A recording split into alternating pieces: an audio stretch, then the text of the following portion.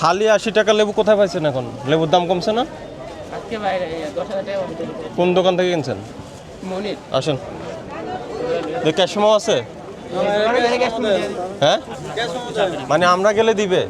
আমরা বলতে পারি না দেন এই লেবু আপনার কত বিক্রি করছে? হালি 80।